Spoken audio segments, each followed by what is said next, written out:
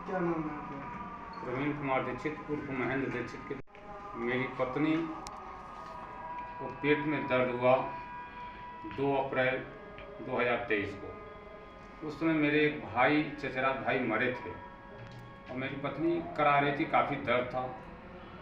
कुछ लोगों ने बताया कि एक बगल के डॉक्टर हैं, गैस्ट्रो के बहुत अच्छे डॉक्टर हैं। मुझे विश्वास हुआ, मैं उस डॉक्टर के पास अपनी पत्नी को लेकर गया। जब वहाँ गया मैं डॉक्टर से दिखाया, क्योंकि इनके पेट में काफ़ी दर्द था, सूजन की शिकायत थी, कह रही थी पेट में सूजन हो गया है, दर्द भी है। डॉक्टर वहाँ देखने बाद से अल्ट्रासाउंड कराया, बगल का एक सेंटर है वहाँ अल्ट्रासाउंड कराया।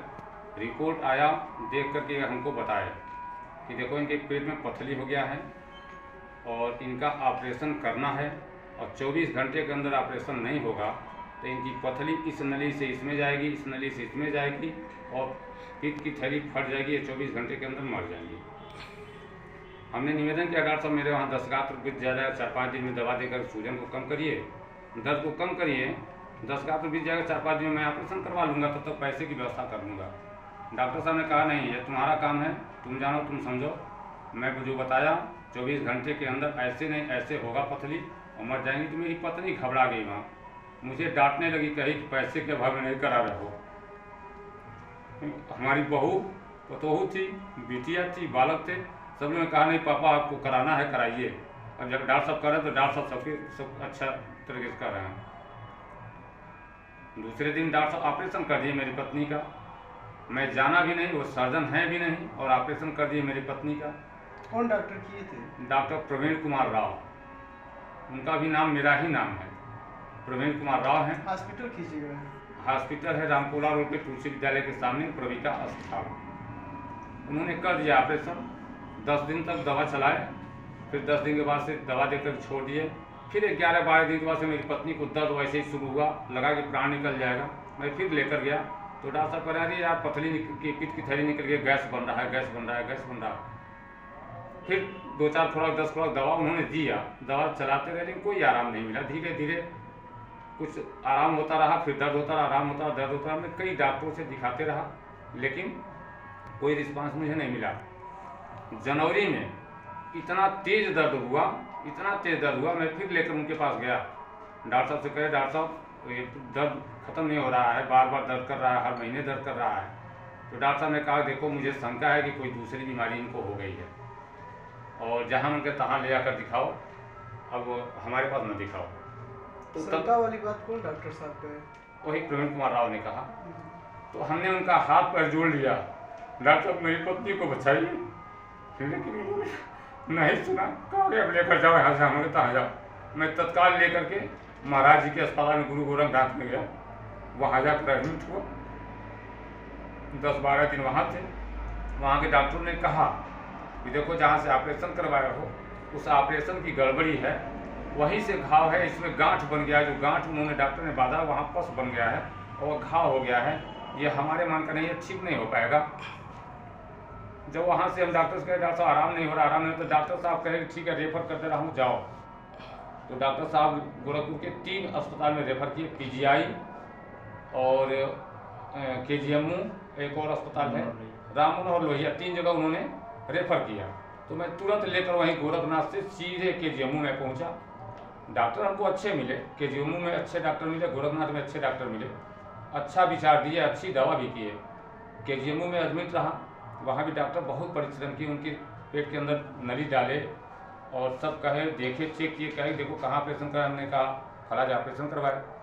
उन्होंने कहा देखो यह ऑपरेशन ही गलत हो गया, वहाँ चाकू चीरा नहीं लगवाना चाहिए था, और बायोप्सी रिपोर्ट नहीं हुआ, जांच कोई नहीं हुआ, वहीं से यह बीमारी प्रारंभ हो गई है, अब यह कंट्रोल से बाहर है। वहाँ भी दवा चला, फिर वहाँ के भी डॉक्टर हमके डॉक्टर साहब क्या करें, कैसे किसी तरह से मेरी पत्नी को बचाइए।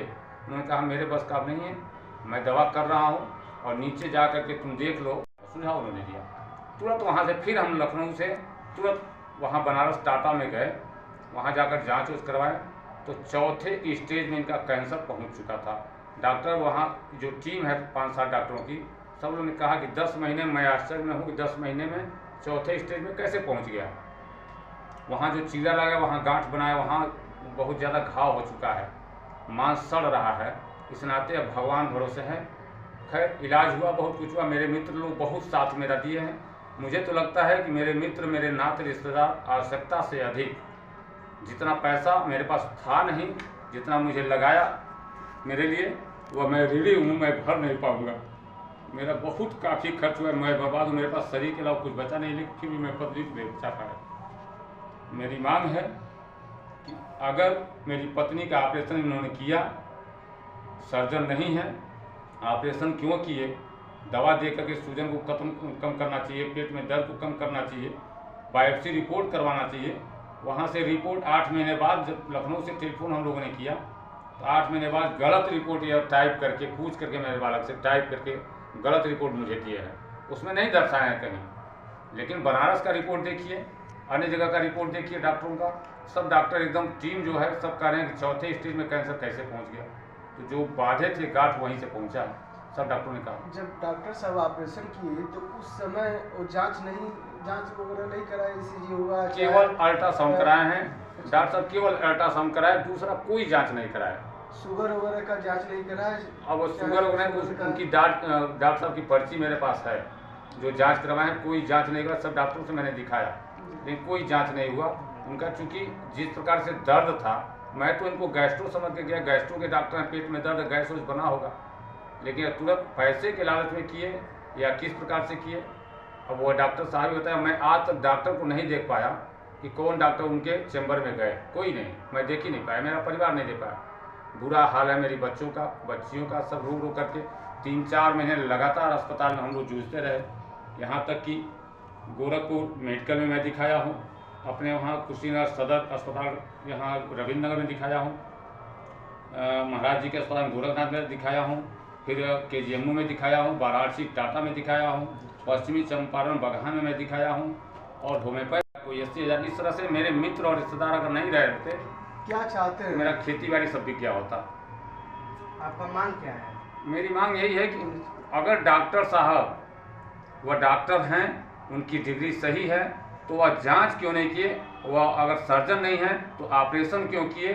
चूँकि दर्द में ऑपरेशन, एक दांत के दर्द में ऑपरेशन नहीं होता है, सूजन रहता तो ऑपरेशन नहीं होता है, दांत नहीं उखाड़ा जाता है। ऑपरेशन क्यों किया? अगर ऑपरेशन किए तो उसको तत्काल रिपोर्ट, उन्होंने पैसा मेरा जमा कर बायोप्सी रिपोर्ट क्यों नहीं दिया?